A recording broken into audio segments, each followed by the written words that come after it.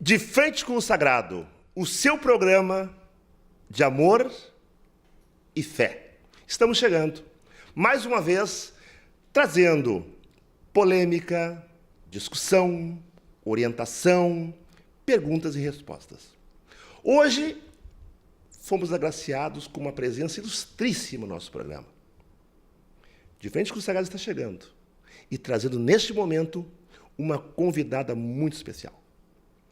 É uma pessoa no qual eu tenho um carinho imenso, por tudo que já vivemos, discutimos e buscamos sempre no meio religioso, no qual somos seguidores da nossa matriz da cultura afro, buscar orientação, esclarecimento. Tenho o prazer de ter ao nosso lado hoje Dr. Mário César Barcelos, dispensa comentários, já é o nosso convidado especial de sempre. Adriana Souza, uma pessoa ilustríssima, filósofa por formação, professora, diretora de algumas escolas no estado, pós-graduada em gestão política, uma pessoa que tem um conhecimento muito vasto sobre a cultura e sobre o trabalho que ela desenvolveu com muita ênfase e com uma qualidade belíssima perante a Secretaria Estadual dos Direitos Humanos. A Adriana, para quem não sabe, conhece agora, também é orientadora espiritual. Tem sua casa, tem seus seguidores, no qual ela procura, além de passar o conhecimento religioso, ela procura passar o conhecimento daquilo que ela viveu, que ela conhece bastante, que é a questão profissional, dando na religião os princípios da sua formação. Adriana, querida, nos fale um pouco do seu trabalho frente à Secretaria dos Direitos Humanos, no qual você fez parte há muito tempo, defendendo essa questão da orientação sexual e a identidade de gênero. O que você pode nos falar sobre o seu trabalho, querida? Primeiramente, é um prazer estar aqui contigo, Miro, é um prazer estar aqui com o Dr. Mário, né? E dizer que realmente a gente tem esse estereótipo, né, já taxado de que nossas religiosidades de matriz africana são rodeadas de pessoas ignorantes, e não é verdade, né? Eu estive na Secretaria de Direitos Humanos durante 3 anos, né, e passei por vários segmentos dentro da área de direitos humanos, e a gente pôde estar nesse período, além de fazer um trabalho ao longo de todas as cidades, ou quase todas as cidades do estado do Rio Grande do Sul, na área de garantia dos direitos de todos os humanos, né? Porque a gente fala em direitos humanos e pensa que é uma coisa específica, né? Hoje em dia é muito moda ligar direitos humanos a direitos de presidiários, a direitos, né? E, na verdade, não. A gente está falando de um todo, inclusive do direito das pessoas em vivenciar sua religiosidade, sua espiritualidade, né? Da forma que for e no contexto em que estiverem, né? Então, a secretaria na qual eu fiz parte, ela tem um leque, né? Porque a secretaria ainda existe, ela tem um leque que abraça da criança, adolescente, as comunidades quilombolas, a população negra do estado, a comunidade LGBT do estado do Rio Grande do Sul, ao povo de terreiro também. Então, é uma secretaria que visa implementar políticas públicas para diversos segmentos, né? E é uma secretaria que tem esse objetivo, que é garantir que os direitos sejam validados no cotidiano da sociedade e implementar política pública, né? Por isso que a gente ia nas cidades, conversava com as pessoas e com as organizações de cada sociedade para pensar e formular política pública para esses segmentos da sociedade, o que nem sempre é possível, né? Porque a gente, nessa luta, né, a gente vai batendo por diversas coisas, né? Por mais que a gente proponha legislações ou pudesse estar propondo algumas outras coisas em prol de diversos segmentos, inclusive a comunidade LGBT, né? A gente vai esbarrando, né, no entendimento da Assembleia ou da própria gestão, né, partidária, né, do governo do Estado, né? A gente vai tentando de alguma maneira construir algo que possa suprir as necessidades de quem está na ponta e, ao mesmo tempo, dialogar com as diversas áreas políticos partidárias, com diversos entendimentos em relação à temática de direitos humanos de um modo mais amplo. Esse período que vocês têm feito a secretaria, tá? Teve algum segmento específico que você vivenciou? Quando a gente fala, eu digo são duas vertentes que sofrem uma dificuldade muito grande no estado do Rio Grande do Sul para ser falado. Não é nem para pensar em política pública, é para falar sobre o tema, que é a questão da orientação sexual e identidade de gênero, seja a comunidade LGBT no estado do Rio Grande do Sul, né? Por mais que se tenha um diálogo, quando vai se falar em implementação de leis, e o Rio Grande do Sul ele é um estado que virou referência, porque muitas coisas inicialmente aconteceram aqui, como a Lei 11.045 de 2002, né? E que nossa aqui está muito à frente dessas questões. Sim, está muito à frente. É uma referência nacional, né? Isso, é uma referência. E então, mas ainda é muito difícil falar de que formas garantir esses direitos que o próprio Estado já fez garantir por lei, mas na prática é muito difícil isso.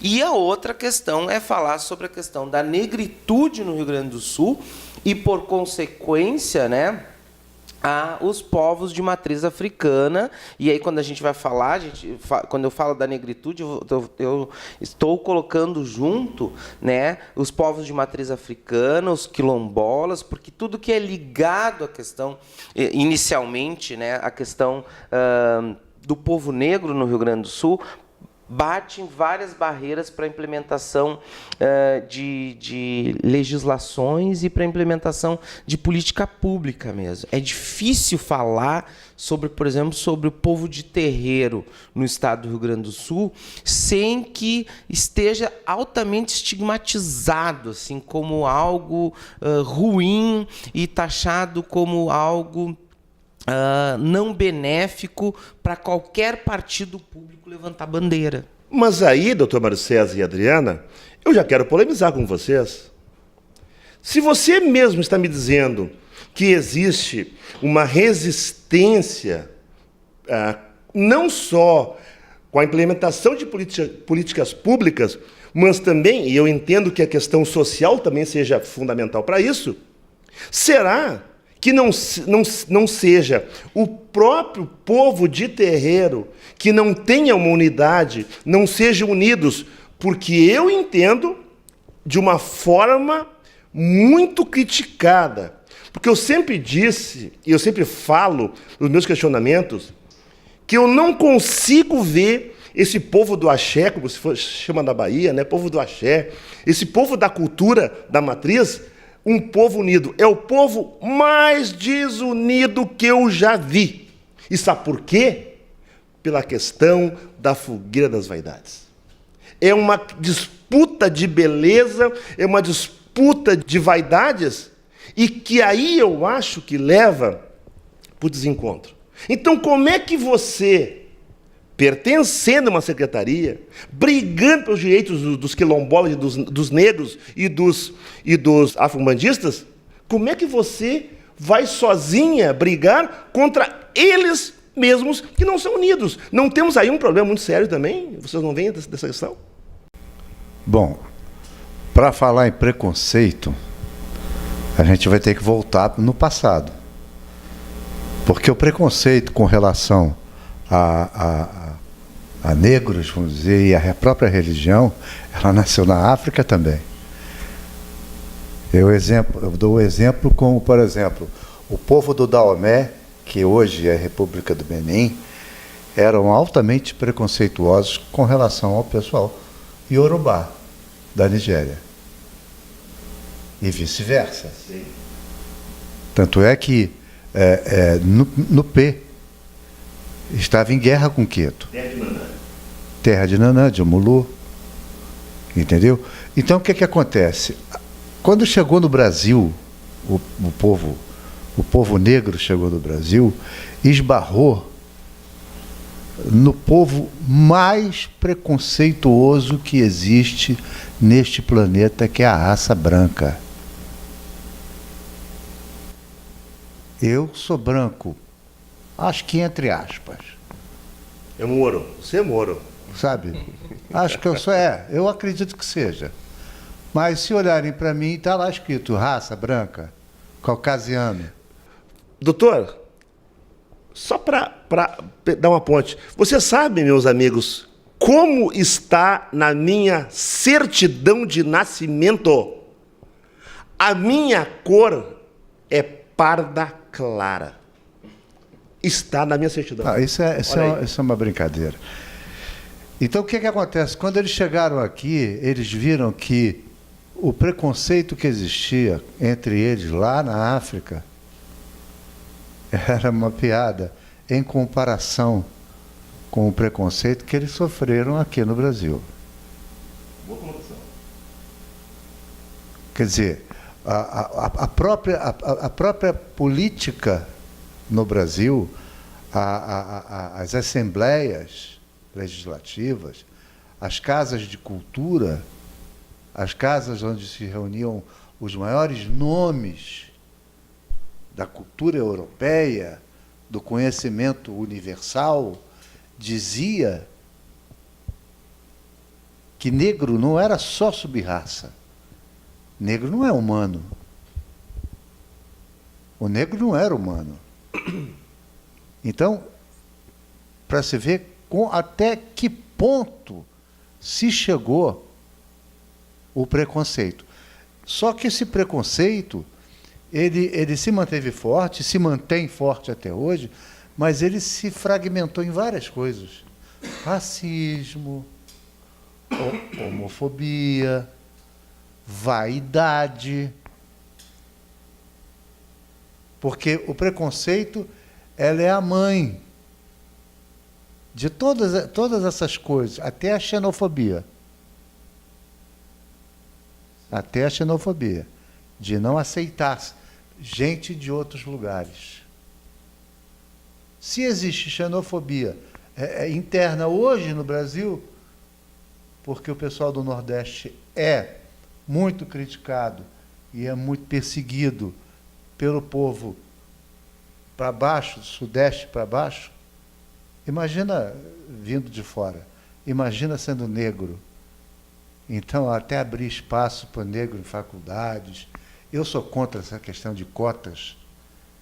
Eu sou raciais. Contra tudo isso. Eu sou contra essas coisas. Porque todos nós somos seres humanos.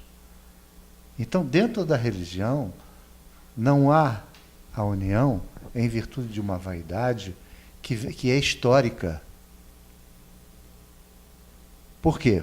Porque um doté, ou seja, um zelador da nação Euefon, que veio do Daomé, hoje República do Benin, ela respeita,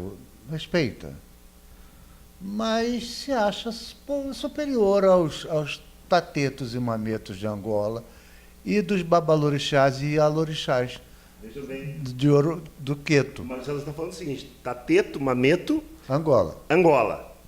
Babalorixá e alorixá, Queto. E Doté no Efon. do Efon. Do Efon. Então, o que acontece? Ela, uma hipótese, Adriana. Doté, Ela pertence à religião vinda do Daomé. Eu sou de Queto. Eu vou respeitá-la. Poxa, a Adriana é uma grande mulher, é uma zeladora de renome, muito conhecimento, tem todo o meu respeito. Mas falta muito para chegar perto da gente. A discriminação já começa aí dentro da discriminação. No íntimo, eu sempre vou achar que eu tenho um pouco mais do que ela. E ela vai achar que tem um pouco mais do que eu. E se nós puxarmos... O senhor está falando dessa divisão histórica, eu achei fantástico, né, esse preconceito histórico, falando do candomblé. Se nós vamos falar no Rio Grande do Sul, que aqui a gente fala de batuque, aqui a gente vai ter, digamos que essa mesma... esse mesmo olhar quando a gente vai falar em cabinda, né? Jexá, Oiá, né? Existe sim, né? Não sei se dá para ranquear, mas no estado do Rio Grande do Sul a gente ouve muito quem é de cabinda, de certa maneira, sentir-se melhor do que de quem é de Jexá, por exemplo. Sabe o que é que, na verdade, Mário César, aqui no Sul, nós temos, tanto quanto no candomblé, temos o Angola, o Queto, o Efon. Aqui no Sul, no batuque, né, nós temos uma questão bem dividida. Por exemplo, nós temos aqui Jeje e Jexá. Jeje, Jexá. Oió e Cabinda e até Nagô. Perfeito. Mas como cabinda, que não é cabinda, porque tu me explicou que é cabinda, né? Cabinda não é nem sequer um lugar na África, né? O que acontece? Por ser um lado muito fechado, um lado muito polêmico para entrar, já não existe mais as raízes da cabinda, bem lá de trás, pessoas conhecidíssimas. Existe ainda hoje uma pessoa que eu respeito bastante, Cleon de Oxalá, né, que tem uma matriz que ele preserva muito, mas cabinda se intitula o sumo do conhecimento. Uhum. E aí, geralmente, nessas casas de cabinda, quando vai o jeje, certo? Quando vai o jexá, quando vai se tocar por orixá, eles ficam assim, ó, que é isso? Meu Deus do céu, como é que é? Então, como tu falastes, existe também essa discriminação. Mas eu posso te explicar com uma frase até pequena. O preconceito se transformou numa pandemia. Ele é contagioso. Dentro da religião de matriz africana, ele é contagioso. Porque os primeiros navios negreiros que vieram para o Brasil vieram da Nigéria. Foram para a Bahia. Para a Bahia. Entendeu? Depois, os de Angola, Congo, vieram para o Rio de Janeiro pela distância entre um continente e outro, que está mais encostado um no outro.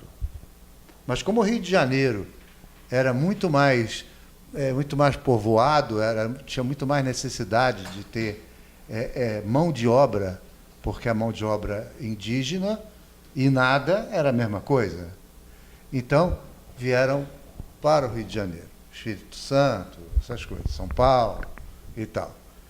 Só que o preconceito começou a descer e subir. Por quê? Quem chegou até o Nordeste, excluindo a Bahia, e que criou o Xangô do Nordeste, isso vem do Amazonas. Aí você exclui. O tambor de mina, sim, entendeu? É uma dissidência, Queto. E aqui no Sul teve o mesmo contágio. O povo do Sul, do Rio Grande do Sul, foi contagiado por essa vaidade, esse preconceito todo. Por isso é que Cabinda não se dá bem com o pessoal de Jeje, de Jexá e de Oió, cada um se acha melhor do que o outro, porque é assim que é. Essa é a verdade. Se eu estiver errado, por favor, Não. me corrija. Mas a visão é clara. O preconceito é claro. Então, ao invés de se unirem, porque, olha, eu vou dizer uma coisa para você, a religião afro, ela venceu todas as barreiras, mesmo com todas as famílias mutiladas, separadas, espezinhadas, mortas covardemente, como foi a história podre desse país, porque o Brasil não tem uma história bonita, desde a descoberta, porque os bandeirantes, exaltados bandeirantes, eles destruíram milhares de aldeias para abrir o Brasil, para abrir estradas no Brasil, para fundar cidades no Brasil. Então não venha me dizer que o Brasil... Mas ali também já tinha discriminação para os Claro, jesuítas? mas é claro. A discriminação não era só com negro, era com índio. Isso é um bando de ignorante, analfabeto, estúpido, selvagem. Adriano, tu tá aí nos olhando aí, tu quer falar alguma coisa. Eu sei que tu quer falar alguma coisa. Eu quero que ela diga, não, você está errado num ponto. Por favor, fique à vontade. Não, eu concordo em gênero, número e grau, né? Eu falo sempre que é necessário que a gente comece a implementar, inclusive nos nossos espaços, né, religiosos, o processo de descolonizar as mentes, eu falo isso, né? Que é tu tirar essa ideia que é mantida no nosso Brasil, né? Depois de tantos anos, a gente ainda continua como pessoas colonizadas, assim. A gente ainda acha que a gente vive sob domínio europeu, a gente ainda acha que o bonito é o de fora, não é a produção interna.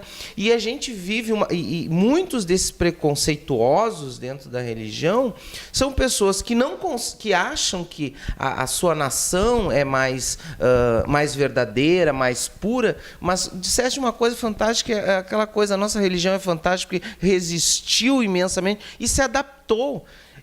Eu digo, e aí talvez seja polêmico, eu sempre digo, me apresente uma casa no Brasil, candomblé, nação, que faça religião puramente africana que se fazia. Não.